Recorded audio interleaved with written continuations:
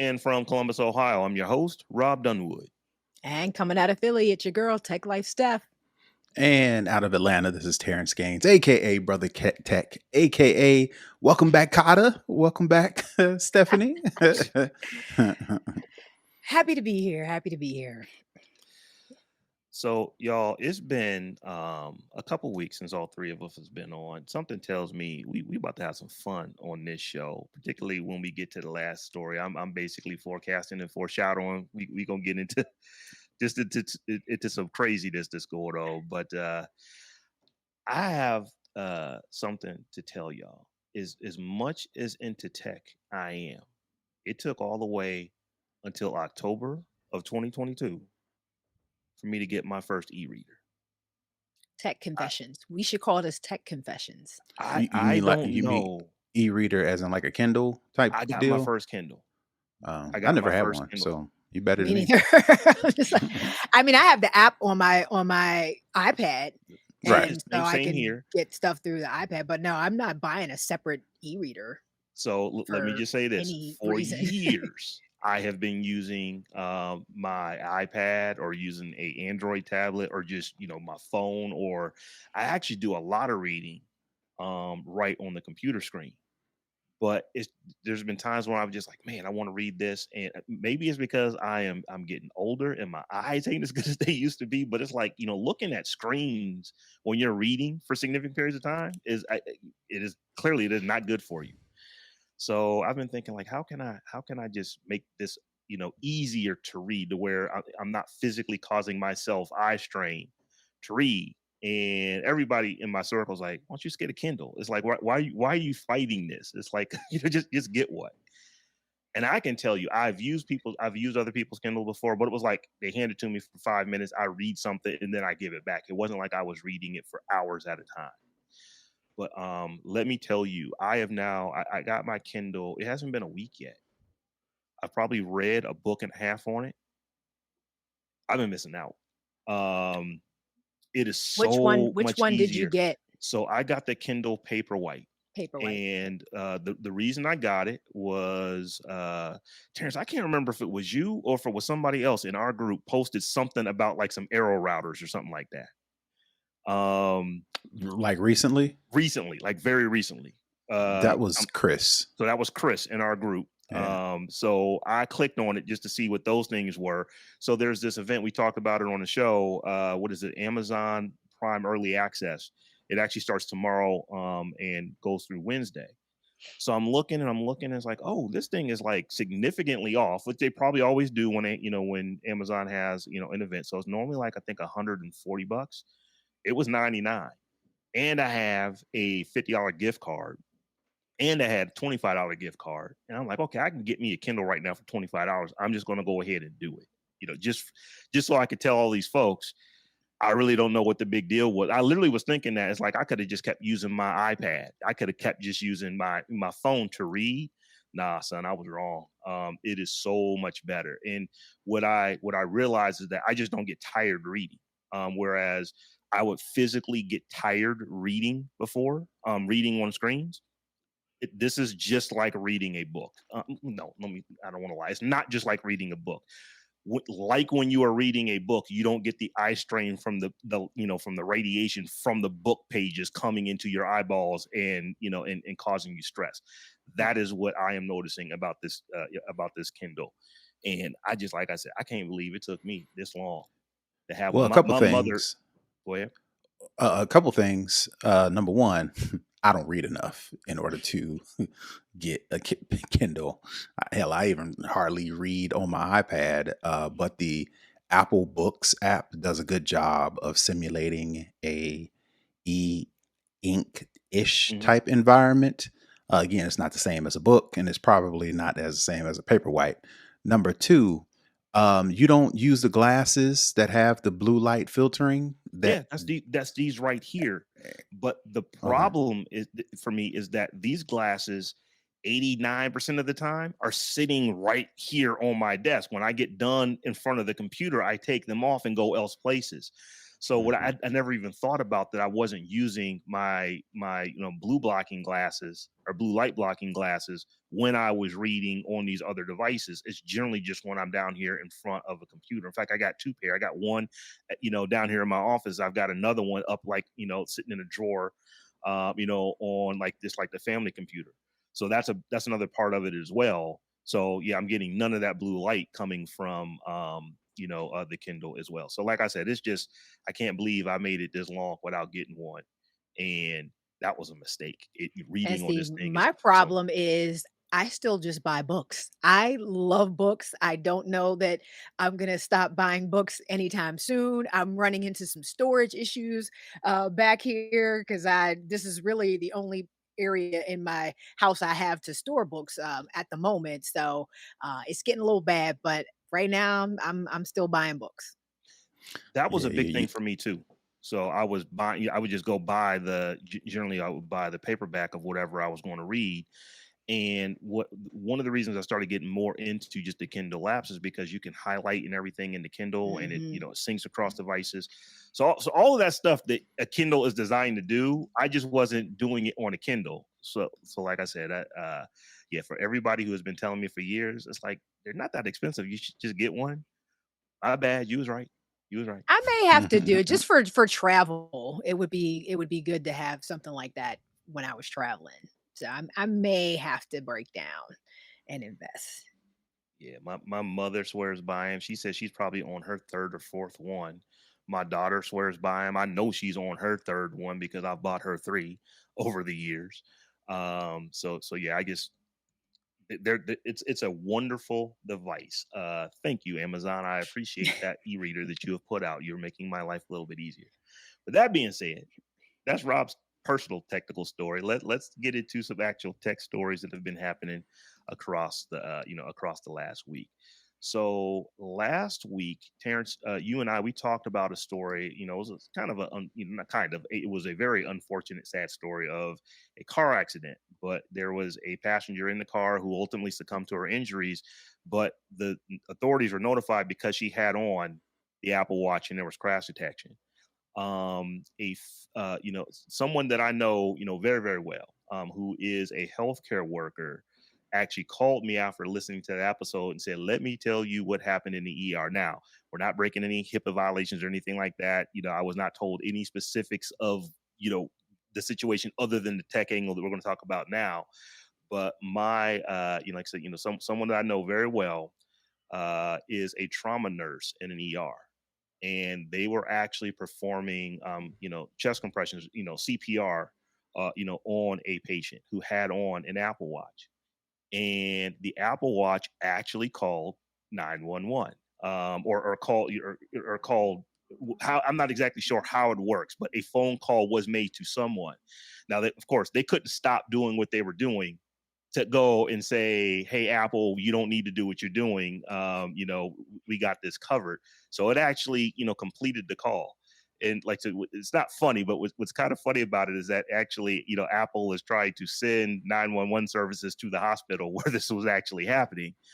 But what was interesting is like we were thinking, it's like, well, I didn't think that the Apple Watch actually would notify based off of like cardiac events and stuff like that. And it does not. It does not do that. It'll let you, it can detect things, but it doesn't notify on that. What we figured ended up happening was that it was the fall detection was turned on.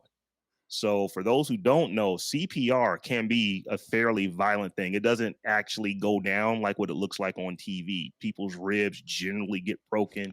It is Well, they can't literally give somebody CPR on For real. TV, yeah, or so they got to. It's Go got to ahead be and break. fake. exactly. We need the realism. Go ahead and break Yeah. them Right, ribs right, right right. So quick. hopefully, nobody is actually looking at TV and be like, oh yeah, that's exactly how it's supposed to work. But people. So So, but no, it was, that's what we think happened. So, one of the nurses, after the event was over, is literally like saying, "Hey, you don't need to send, the paramedics to the hospital. We are the hospital." the person on the Apple side literally wanted to talk to the person who was having the event. It's like, no, that's not happening. I'm just telling Like, you they're that you need unconscious to, because we're performing CPR. that you don't need to send any authorities here. You literally will be, you'll be tying up, an EMS squad to send it to the hospital where this person already is.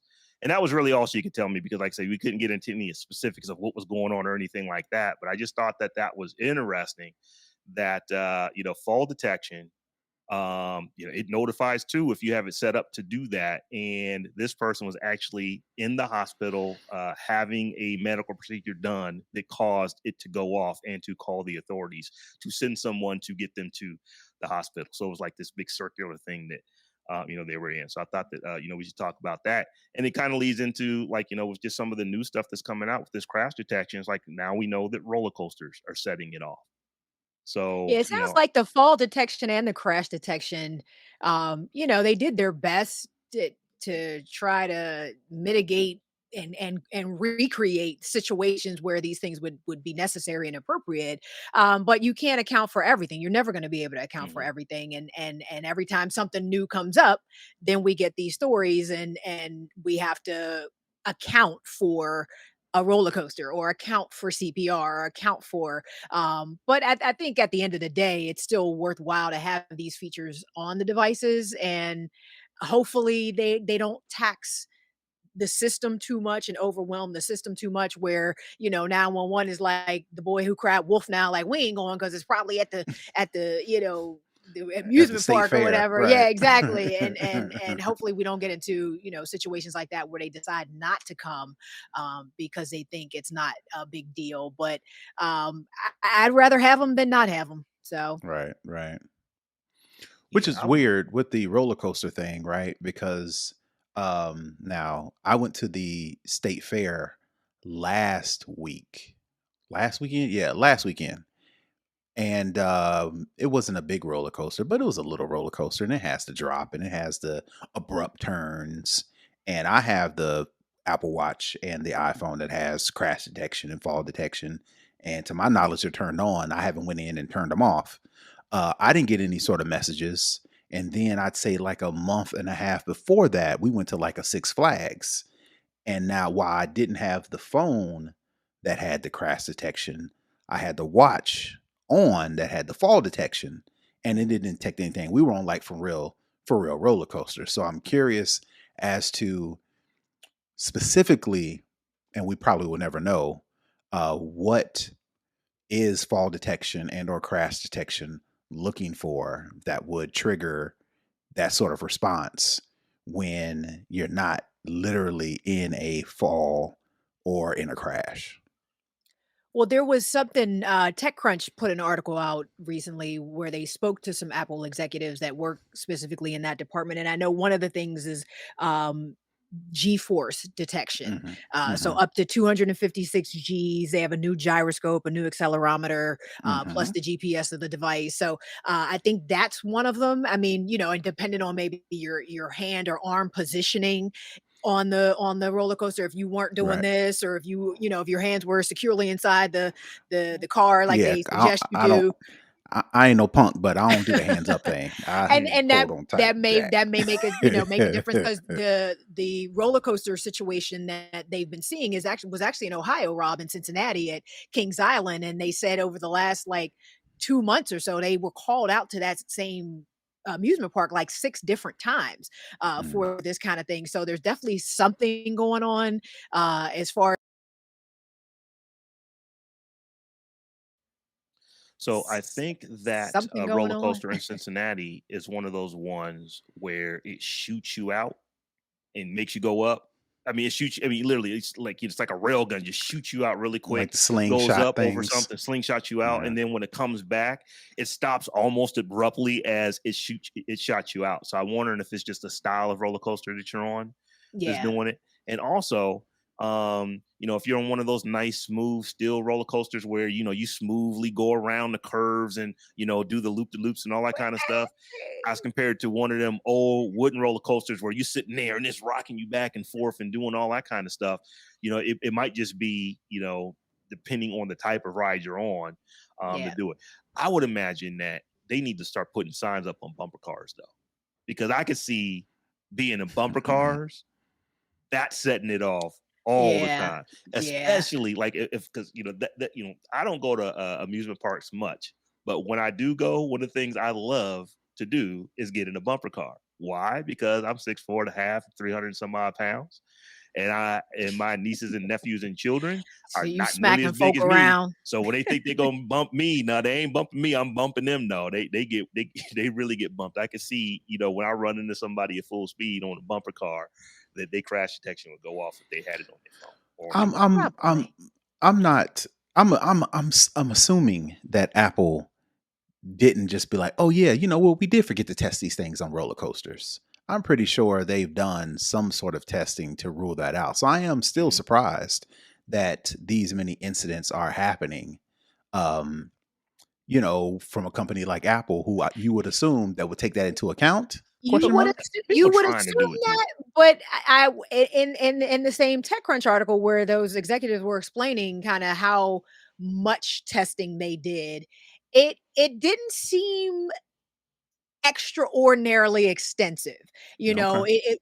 Matter of fact, let me just read it because I can tell you better than um I can show you better than I can tell because it and I was actually pretty surprised when I read this. It said the company didn't offer an exact number of car crashes that were required to create the final data set, but did imply that it was more than dozens and added that thousands of its own devices were used in the process. Apple says such real world crashes are difficult to simulate, particularly ones that can check off the necessary boxes. So I like that statement right there. I was like, dozens? I mean, I know you can't just be out here like crashing Tearing up cars. cars, Yeah, right? yeah. I mean, but maybe go to one of those facilities where they do the crash test dummies and Hmm. invest in some multiple reps there or something. But that struck me because it definitely felt like they probably could have done more testing and considered more situations and scenarios where this thing might give a false positive. Right. Well, maybe we're the crash test dummies. So these Right. we They're out at these collecting state all our fairs, data. right? Right. Right. Sending all this data. Apple's When like, oh, Apple that's what says, "Would you happens. like to send your data back to Apple for use?" And that's what we doing. We out here the Right. guinea pigs. I think people are people too. They're trying to make this. They're trying to figure Oh, of out course they how are. can I make this There's thing go off. So there's a tons lot of of it is YouTube probably that. videos And already out. yeah, People and trying it. until they put a personal fly size drone that comes with your Apple Watch that's just hovering above you at all times and it's actually taking video and the video shows the person from Apple that you were indeed in an accident or you indeed did fall and need assistance. Until that happens, there's going to be a ton of false positives with this. But I'm with you, Steph. If I got one on and I fall down the steps, I would much rather it err on the side of caution. Yes. And if I don't respond back quick enough, call somebody as compared Call to somebody. let me stay there. And it's like we ain't really sure if he really fell or if he just kind of slid or what he did. So we just gonna hold up. I would much rather err on the side of caution. Call somebody. So, Terrence, this next story, I believe you stuck in here about all the stolen, data due to malicious Facebook ads. I hadn't even heard about this one until you put it in. So, so I read through and I'm like, this doesn't look that great. But why don't you go ahead and tell us about, what is going on with Well, these it's in malicious the apps? sure, it's in the same vein, in my opinion, of the Cambridge Analytica thing, to Mhm. where the reason why they were able to get all that data is because these heavy Facebook users were playing all these games, and the games would be like, in 1985, what was the number one movie out? And through all those little bitty tests that everybody kept doing, they was able to collect enough data to figure out your political lean, the way you lean politically. And then one thing led to another. We got Donald Trump, and now we got all these things, right? So the same types of malicious apps were where people had logged into these apps, according to the story that I'm reading. Facebook, well, Meta, the parent company, Facebook, announced they had identified more than 400 malicious apps across iOS and Android apps These apps, they noted, are designed to steal credentials by disguising themselves as various services, ranging from photo editors to mobile games. Apple said 45 of the 400 problematic apps were on its App Store and have been removed. Google removed all that malicious apps in questions, a spokesperson said. So, the reason why I put this story out there, not necessarily to rag on Facebook, but to pose the question with so many apps and services, and then services within apps, and apps within services, and social media and email and website and cookies, and do you want to share your data, and all these apps and all these phones collecting information. The question I wanted to pose: is there such a thing as data privacy anymore? No, there never Is was. well, Is there real quick? No. right, right. Well, going to extend the question even further, is there, and Stephanie, I'll ask this question to you because you kind of specialize in this. Is there anything we really can do when it comes to scrubbing the internet for your data to avoid things like this, and any other future events happening? Or the data's gone No. already? The data's gone. The genie's out of the Okay. bottle. I mean, once you Okay. signed up for these social networks that were free and you gave them your name and your email and your phone number, and you started posting all your pictures and making comment, like that's all data. That's what I think people don't really understand about this. Number one, I'm always shocked that people still play these Facebook games. I see it all the time where they post the results and say, what Beyonce song are you? And oh, it's Lemonade or some nonsense like that. And Still to I'm this day. yes, to To this this day. day. To And this I mean, day. I guess that's the point of social media, is to make it fun, and people don't really understand what they're collecting when you're playing those games and when you log in using Facebook on any other website around the Terrible web. I idea, by the never do. way. Don't listen. Don't ever do that. If you gotta just get a dummy email, get a throwaway email, use an email and password to sign up for anything. Do not log in with Facebook. Do not log in with Gmail. Don't take that easy route when you're logging into stuff. But yeah, I think when people think about their data and their privacy, they're only really thinking about my bank account information or my credit card Hmm. information or Hmm. my health information. I don't want that to get out there. But you already put almost anything a hacker would need to get at you out there already, just by virtue of your normal natural behavior on these platforms. Every time Hmm. you type a comment, every time you there I mean, folks are collecting keystrokes at this point. So the stuff that you don't type is still data that can be collected, that people can have some sort of information about you. So that genie been out the bottle for a long time. And unless you just don't have an internet presence at all and never have, there's really no way to put that back. I mean, ultimately, is somebody out there looking for you specifically? Probably not. But if you're a part of, that Bank of America hack that happens, or Binance, the world's largest crypto platform, just got hacked recently for like $100 million or something like that. So it's just like, could it happen? Is yes. You know what I mean? Will it happen? Maybe, maybe not. It's a 50-50 chance. I mean, literally a flip of the coin. But understand that it's not just about sensitive information. It's Hmm. all of the information, Hmm. everything we do, our likes, even if we just like a post, that's data that they can use to put together a profile of you and start serving you ads or whatever. Like every single little thing you do. And it sounds like, damn, well, what's the point? And I mean, that's kind of it. It's just like at this point, it's kind of all in the noise. And the fact that you've already established this digital footprint means that you're not really going to ever be able to scrub it all away. You can make it a lot Hmm. harder for people to find, the average person, but the hackers and the people who sell data brokers and people like that, like this is what they do. You know what I mean? So Hmm. the idea that you getting away from this or getting around it through any methods, any conventional methods, is just naive to think, and probably not going to happen. Yeah, and the other thing is that the stuff that many of these companies are doing is absolutely legal for them to do. It's not like it's an Absolutely. illegal thing. It's No like doubt. you are saying, yes, please take my data and build these profiles on me. You are usually signing that away. I do understand that there is a fine print issue. People simply aren't going to read those end user licenses. Those EULAs. They're not going to read Hmm. those to understand what they're giving away. And I think that there probably should be some things that come out to actually help protect consumers, from this.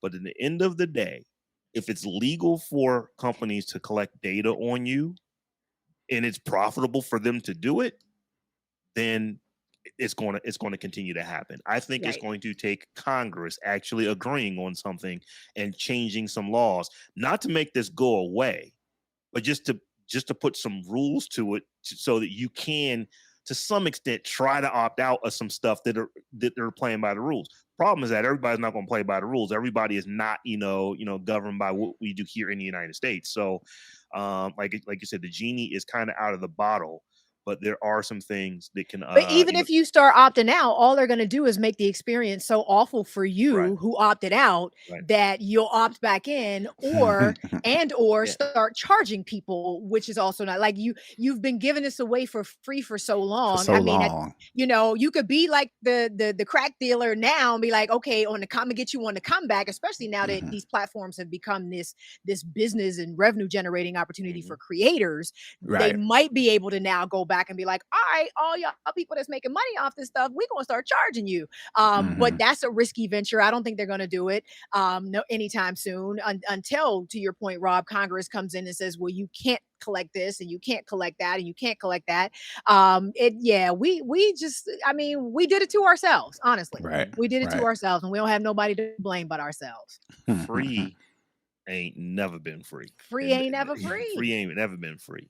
So that is like I said, it's a big story. Like I said, I wasn't really paying attention specifically to it, but when I started looking into it, I was like, man, they still getting us. Well, I was um wondering why Apple's only removed 45 of the 400 malicious apps so far. I'm like, what y'all waiting on? Right. Let's Like go ahead why and y'all nix letting all of them. yeah, why y'all letting Google like get ahead of y'all on this? Like, come on, Right. man. For a Just change. just delete them all. Just remove them all. But but again, it comes back down to money. Apple takes 30% off the top Mhm. from all the apps on its Mhm. app store. So those other uh 455 Mm. or 355 that's still on there probably making them a fair amount of money. So they're like, well, we just Mhm. gonna wait and maybe put a warning or some sort of Mhm. notification on there that it could be collecting data in a malicious way. But it cash, cream, baby, cream and dream. Data rules everything around yeah, me. Apple's on the mother 300 and some. It's like Hmm. let me pull the calculator out right fast, and Exactly. let's They ain't well, slick. we don't necessarily need to pull this. Maybe if we just put a warning out. So And that's all they're gonna do. And again, that's I just people just need to understand that this is the way the internet does business. And if you choose to engage on the internet, you have to figure out a way to reconcile yourself to this fact and be okay with it. And I hate to sound defeatist and pessimistic about it, but it's just the way the internet does business right now. I mean, it could change, dramatically at some point in the future, but this is the way the internet does business right now. So, you kind of got to suck it up. So as we get into this next story, we haven't really talked a lot about EVs, on the show. EVs being electric vehicles. I don't think any of the three of us own one at this point, but EVs they are getting to the point to where you don't break your neck trying to look at a Tesla. You don't really break your neck. You probably wouldn't even notice if you were looking at a Ford F-150 Lightning, if it were to drive past, because it looks just like a regular Ford F-150. But there is a company out there. If you are aware of them, Rivian, they've got really really cool looking headlights. So whenever you see one, you kind of know what it is. But it looks like they have just done a recall on all of their vehicles, or almost Like, all of the bring them vehicles all they have back. ever put out. It's like bring them all back for a Oh, very I think I serious have seen recall. this. I'm looking at it now because I'm like, have I ever even seen a Rivian on there? I think I might have seen one or two on the road. And so the reason why I put this story in there, one, because I have an aging vehicle, and quite possibly within the next year or so, I may be in the market for a new vehicle. Would I guess at the time, it makes sense to take a look at EVs. One of the vehicles that I was looking at, just eyeballing, is a Rivian. They have a new third, yeah, they have a SUV. They have the pickup truck that Mhm. recently came out within the past 6 months to a year. Now they're starting to roll out their SUV with a third row. I've got a family, I've got kids. I'm like, oh, let me take a look at this. And then sure enough, I'm looking at them.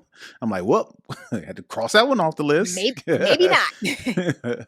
Because they have, like Rob said, pretty much recalled just about all of their vehicles because according to this story, the company warns that certain 2022 R1T pickup trucks and the R1S SUV, the one I was looking at, and the electric delivery vans, so the actual commercial vans that they sell as well, may feature an improperly torqued front upper control arm and steering knuckle retention fastener. This, according to the National Highway Traffic Safety Administration, could cause excessive wheel camber or, in rare occasions, a separation, the wheel coming off, affecting the driver's ability to control the vehicle. Obviously, if the wheel comes off, that will affect the driver's ability to control the vehicle and increasing the risk of a crash. Yeah, obviously, if the wheel comes off, that is increasing the A little potential bit. crash. Right, right, right. Just a little bit, right? So, but according to Rivian, they say, they're going to go the extra step, go the extra mile, recall all the vehicles. If you do have one, it should take like 30 minutes to retorque and just, And see, tighten that it was the according. part that got me because I was just Mm. like, "You're recalling every single one of your vehicles, but all somebody need to do is go in there with a wrench and do this a couple Well, times." no, Like, I wouldn't feel comfortable that that was a good enough solution to right. this Well, problem. I'm assuming that's oversimplifying it. I'm assuming, and maybe there If it's is only some taking extra 30 minutes, calibration. Yeah, maybe like, there's what some are they extra doing in calibration. 30 I don't know. minutes? I Well, don't know. the overall point I wanted to get to was Rivian is a new company. And since their inception, they have been hit with supply chain issues with the whole chip shortages. And then COVID hit right when they was trying to, blow up. So that kind of slowed down production. And now that they're starting to trying to get to some sense of, all right, ramping up, ramping up, ramping up. We're about to start rolling out these vehicles. Now we've got two, then this hits. So it's almost like with electric vehicles, and even going back with Tesla with all their autopilot issues, and then you got some other companies that they are announcing all these new electric vehicles, but they ain't shipped none of them yet. So I'm almost trying to figure out, is this like a sign of things to come for not the foreseeable future, but for a while until electric vehicles get that to that point to where your average person can go out, shop for an electric vehicle, buy one, take it home, and not have to be worried about how am I going to charge this thing? And since it's so new, am I going to be worried about any recalls because the company's so in a rush to ship these things out to make money that they've overlooked or over something got missed? When are we going to get to that point to where buying an electric vehicle is as ubiquitous as buying a gas combustion engine? That was the overall question. Yeah. I think sooner probably rather than later. So when I think about this recall, so number one, we all know all recalls are not equal. Your wheel potentially falling off while you're driving your whip is different than a loose belt that rattles your air conditioner when you drive over 52 miles an hour. Those things are different things. But as far as Rivian is concerned, it's not like GM doesn't have these type of recalls. We know They do. Toyota has had them. Toyota had one where The if airbags. you yeah, airbag issues, or Mhm. I'm trying to, who was the company that had it? If you actually use your accelerate, your gas pedal, it could potentially stick and not unstick. Oh, Um, you wow. know, I, I think I vaguely remember. I yeah, can't remember but the it was like company. a big Yeah. regular car it wasn't like it was an EV. This was like a regular car manufacturer. I don't want to say who it was and be wrong, but it was one of the, probably let's just say the big 5 or 6, like just regular everyday kind of cars that people drive. So recalls are a thing. The problem is for a company like Rivian is that because the consumers are looking at them and they're kind of, okay, I'm thinking about this. Man, they had a recall. Do I want to go with that? Every car company you could ever buy a car from that's been building cars for more than 10 years have had recalls. So that's Mhm. not the thing. But the fact that they're so new, and when you look at the number of cars that they bring back, like I said, GM, Chrysler, Ford, if they were to do a recall, Rivian is recalling what, 15, 16, 17,000 vehicles. We've Not seen even that GM. many. Yeah, Yeah. we've seen them recall hundreds of thousands, if not millions of vehicles for things that they've had to do. But they have been companies that have been building cars literally forever. We have no memory of them not being around. One of the things that when I do talk about EVs, that I've said is that I think that the like the Ford F-150 Lightning, it's going to change people's minds about EVs, because when you get that, you're just getting a truck that runs on batteries. It's the same truck that has been the number one selling vehicle in the United States for well over 30 years. It just happens to run on batteries, so you don't necessarily perceive it differently, other than the fact that, oh, I plug this in, as compared to putting gas in it. When you're talking about Rivian, you still that's something different. I think even with Tesla, you don't really think about it as something special anymore because there are so many. It's like I don't know, here in Ohio, I see Teslas.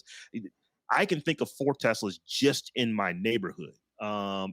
Just in my little development, I know that there are at least 4 Teslas in here.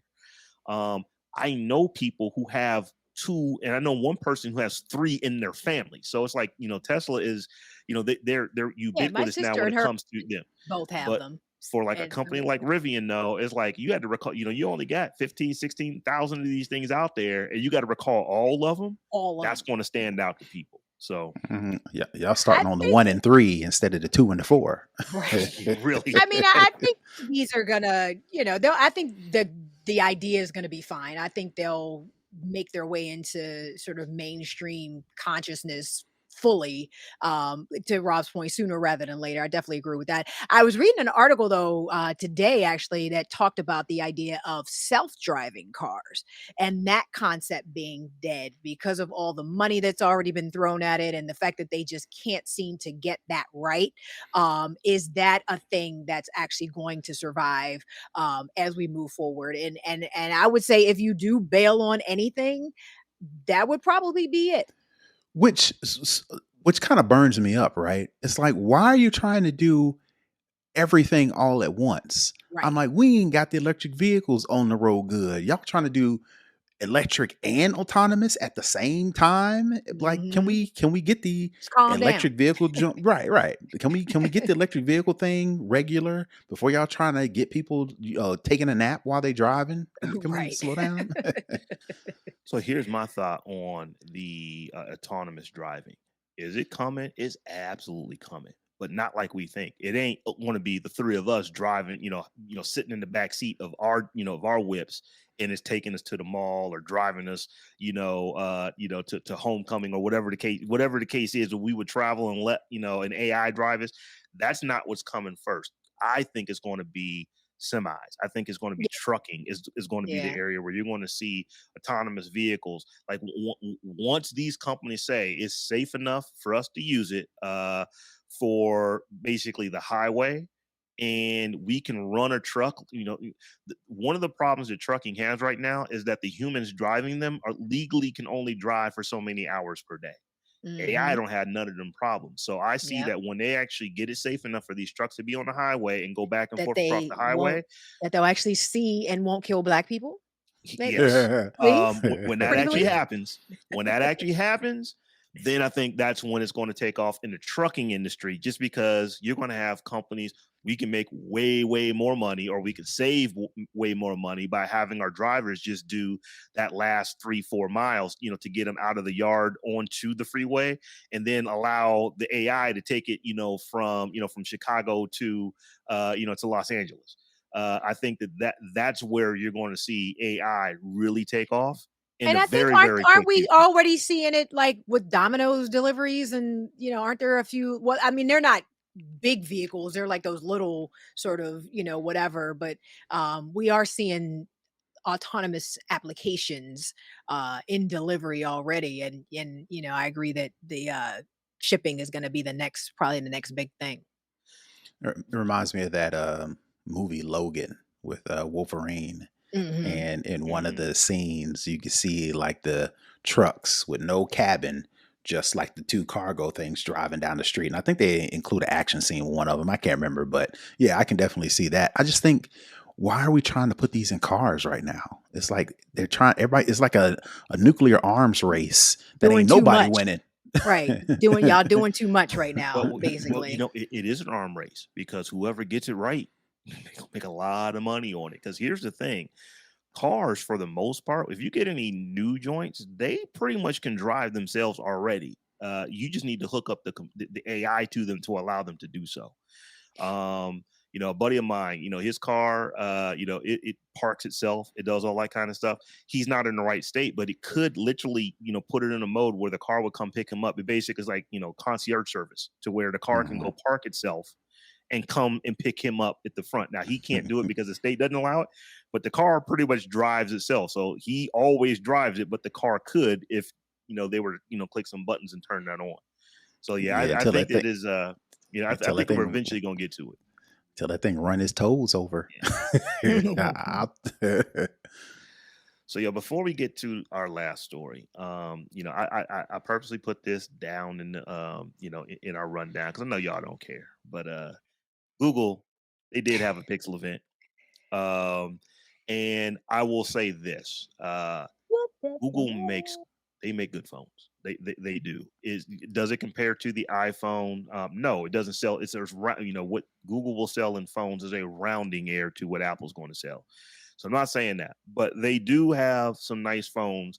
Particularly if you're not already using a flagship Samsung or a flagship Android device and you're coming maybe from a mid-tier phone, these are things you should look at. So let's just go over a little bit. So they announced, three new devices: the Google Pixel 7, the 7 Pro, and the Pixel Watch. So if you start with the watches, both watches have a new Tensor G2 chip. They have IP68 dust and weatherproof protection, or excuse me, dust and waterproof protection, 24-hour battery, Qi wireless charging, USB-C fast charging, and can charge other devices. They have a fingerprint reader that's under the screen. They have face lock, built-in VPN for many cases. Not in every country is that available. And a 10.8 megapixel front camera. There's some software stuff in there like sleep tracking. It can note, it can determine when you're snoring, so it can actually get a good, metric on how you're actually sleeping. There, some cool camera stuff. We talked about real tone last year with the Pixel 6. They're keeping Hmm. on with that. So one of the cool things that they're doing with the camera is they actually have the ability to frame shots for visually impaired. Which is pretty cool because you figure that visually impaired, they have phones too, they use them all the time, but if they can't see whether or not they're framed up when they're taking a selfie of themselves, they're sending you pictures that are blurry, that they're not framed right. This feature is called guided frame, actually helps with that. They have better cinematic blur mode, so you can get like that bokeh that looks like that real nice blur like you're using a Right. DSLR. Um, and they've improved the photo unblur. So one of the cool things that came out with the Pixel 6 was you take a blurry picture, it actually would uses AI to sharpen that picture up and make it less blurry. And they've improved that. The 7 comes with a 6.3-inch 1080 by 2400 screen. It has up to a 90 hertz variable refresh rate. It has a 50 megapixel ultra wide rear camera and 8 gigs of RAM, 128 and 256 gig of storage options. And I believe it starts at $599. The 7 Pro has a 6.8-inch 1140 by 3120 display with up to 120 hertz variable refresh rate. It actually has 12 gigabytes RAM, has a 512 gigabyte storage option, and one of the really cool things is that in addition to the 50 megapixel camera, it also has a 48 megapixel telephoto lens. They can do up to 5x optical zoom or 30x digital zoom.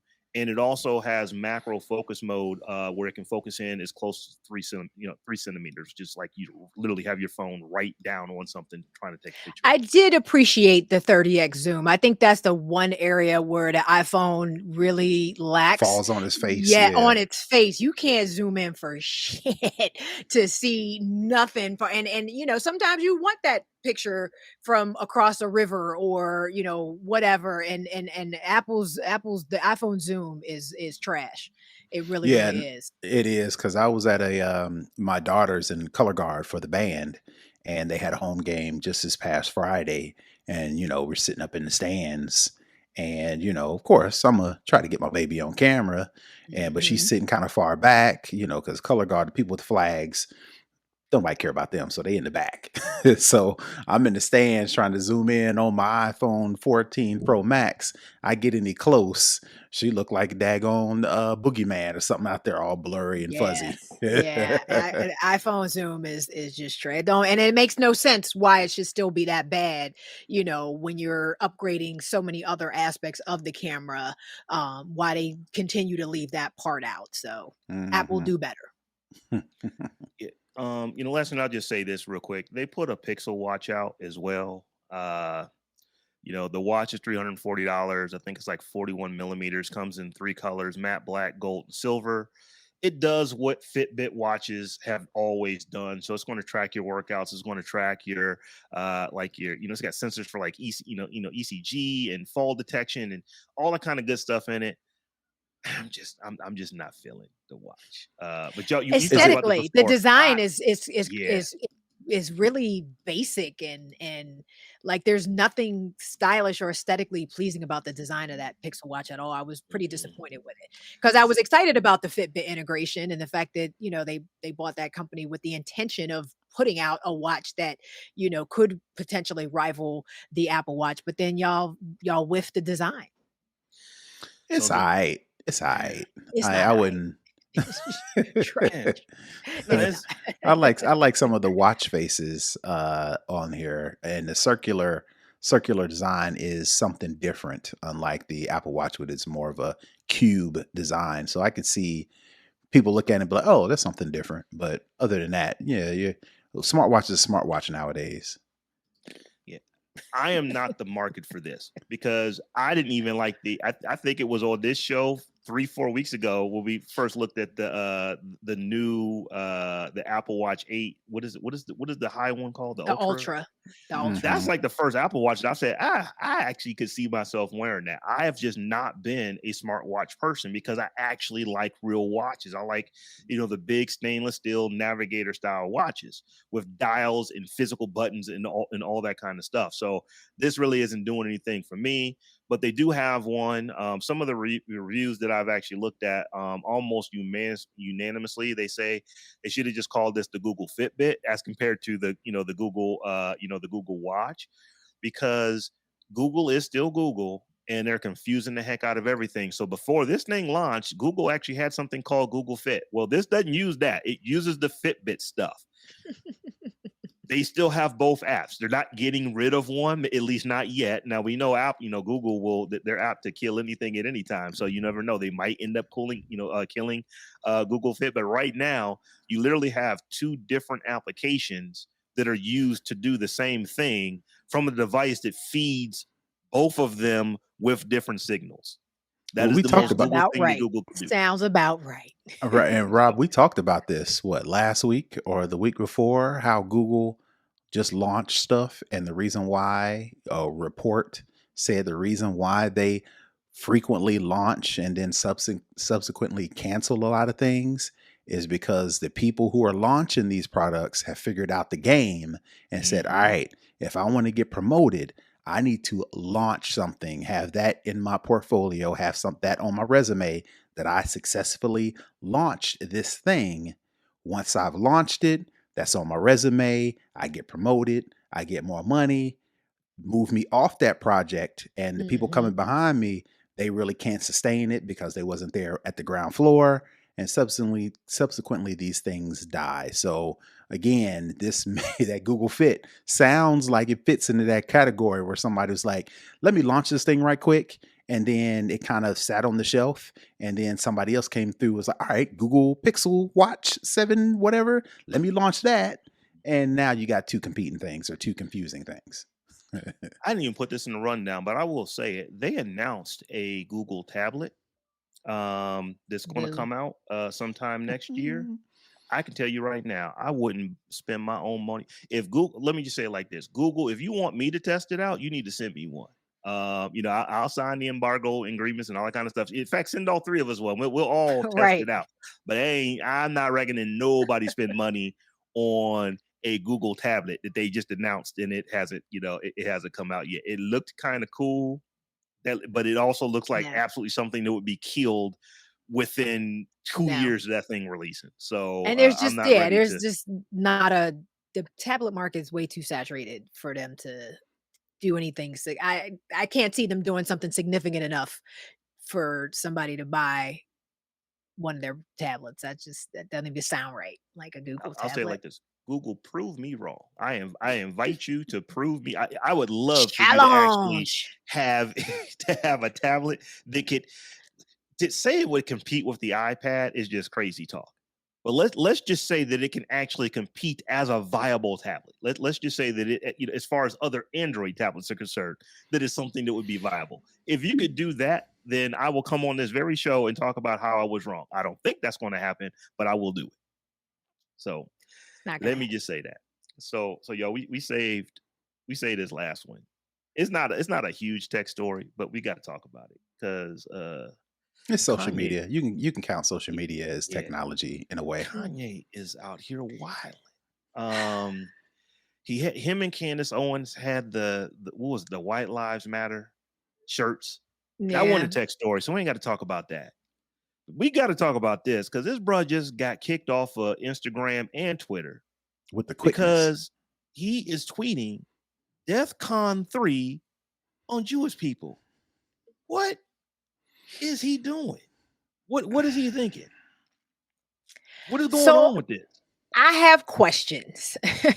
Yeah, so Kanye has been his Instagram and his Twitter accounts have both been restricted, as they call it. It's a status where your accounts do remain active, but you are forbidden from posting for some undetermined amount of time. So who knows Hmm. when Meta or Twitter will let him back on the platforms. They have not yet banned him from the platforms and deactivated his accounts. They're still there, but he's just not allowed to post for the time being, for tweeting DEF CON 3, which was supposed to be DEF CON, or a reference to DEF CON. So I have some questions. You know, the rationale for um you know, deactivating his accounts or restricting him or whatever was that, he had posted racist and anti-Semitic content. Hmm. Kanye's been posting racist content for a while. Hmm. Why did it take this to get him off of these platforms? That's question number one. Hmm. Number two, um, would it have made a difference had he gotten the reference correct? Hmm. Because I think because he said DEFCON 3 and Instead not of DEF. Right. DEFCON. Yes, Right. DEFCON 3. I mean, death is that you can take that as a direct threat. I mean, it's death. You know what I mean? And I don't know if he meant to do that and was thinking and was hoping he would get away because of the nuance of the two terms. But Hmm. I'm wondering, had he actually used the correct term, or maybe this was the correct term he wanted to use. Had he used the other term, DEF Con 3, would we be having this conversation? So, couple questions. I don't know. Just putting it out there.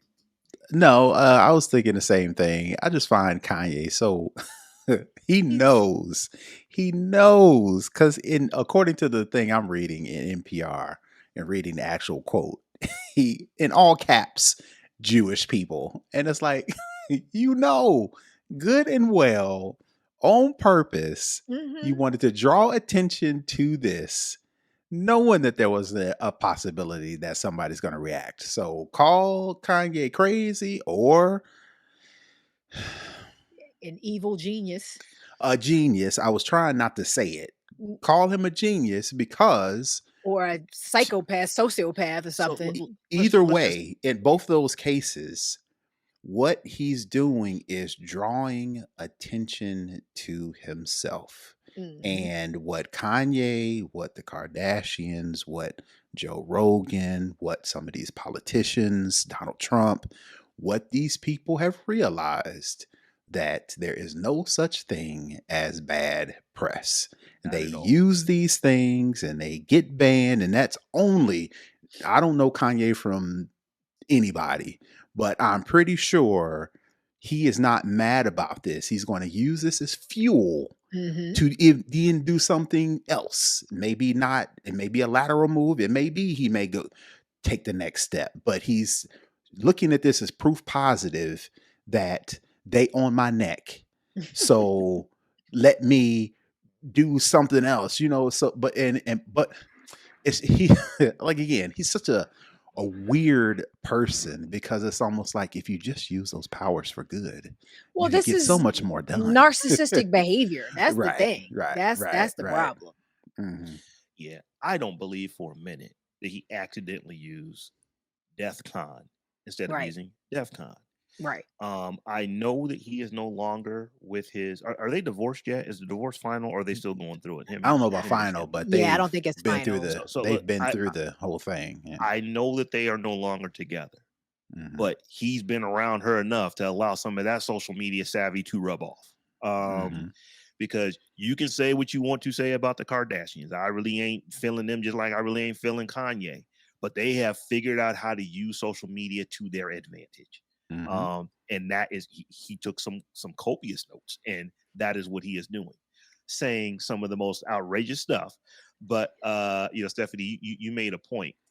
He's been saying this kind of stuff for a long For a time. hot minute. Hot minute. Why all of a sudden, and I'll just say this is more of a after party type of conversation. We will continue it over there. But yeah, you do have to ask the question, why now? Is it problematic that he is out here saying just crazy stuff? And like I said, he should be banned or not banned. He should be suspended or his accounts locked for a time being. And if they do their investigations and find out that yes, this is in violation of our terms and they need to ban him, I have no problem with that because it's like what people always say. Like he this is what gets me about folks like Kanye. He has a lot of folks who are looking up to him who are now out there saying you're messing with his First Amendment rights, and it's like last time I checked, the government ain't said anything about And this. anything. They've said nothing Right. about it. Those First Amendment warriors, those freedom of speech warriors, they generally probably have no idea what freedom of speech actually means. It's like the Mm-mm. government is not Never did. prohibiting him from saying the most vicious and vile things that he wants to say. These private companies have said it. Or publicly traded companies have said, no, you can't say this on our platform. Therefore, we're going to quell your speech. You can't say this on our platform. Therefore, we're going to quell. So Which is so that's the issue. which is so hypocritical, right? Because all these free speech people love corporations. So I don't understand how you're not making the connection that the corporations are the ones messing with your quote unquote free speech, but Right. they love companies and they don't want companies to be taxed and more jobs and all these things. Again, Rob, you're right. This is definitely a after party question. But the point I wanted to get to ultimately is like poor Diddy, he got dragged into this because they got some beef. And Right. Ye was like, I'm gonna use you as an example as to how to show the Jewish people that you can't mess with me. And Diddy's like, what What what did I I got to do do? with Well, what and Like, and then too, back to the point about why now, because in an article in the New York Times, the Anti-Defamation League has already designated the term "White Lives Matter" as a white supremacist phrase. that makes So mhm, that's sense. already on record. So Hmm. when he wore that T-shirt and posted that picture, this should have been happening. should have And been. and so, again, the timing is everything. Timing is everything. I would really, want to understand. And I mean, I'm not going to go there, but I would love to understand why the timing of this hit the way Rhetorically, it did. understand. Yeah, yeah, yeah, yeah. Yeah, exactly. You put your good journalistic principles in place where you're gonna I'm just saying, ask I'm the just question asking that the you already know the question. answer to. I'm just asking the question. You know what I mean? Like we already know what it is, but it's just interesting. Mhm.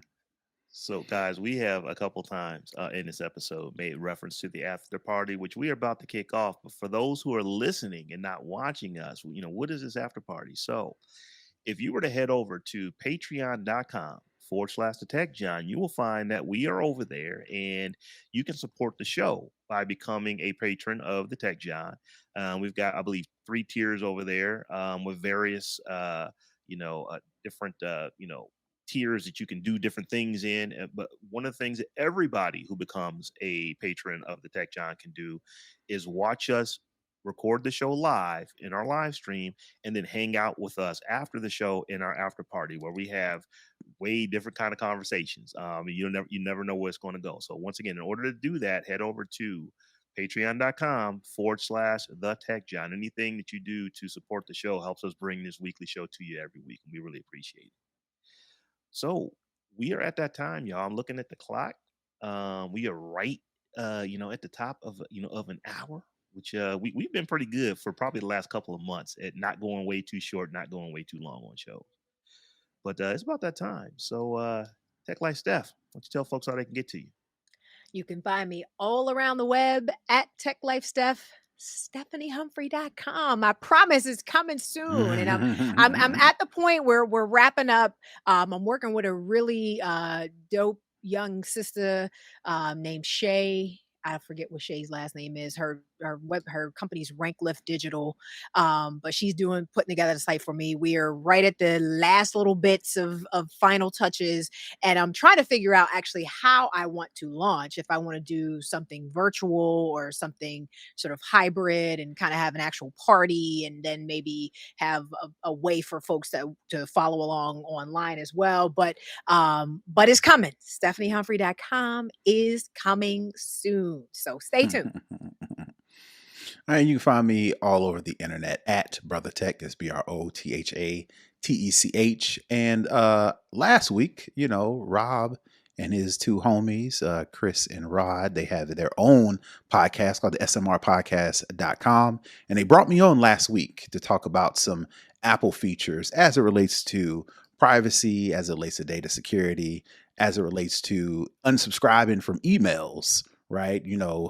We're never sure if that works or not. But one of the features that I talked about was a surefire way that you can stop people from emailing you. So if you definitely head over to smrpodcast.com, you can check out that latest episode where I give you the lowdown. So definitely check me out over there as well.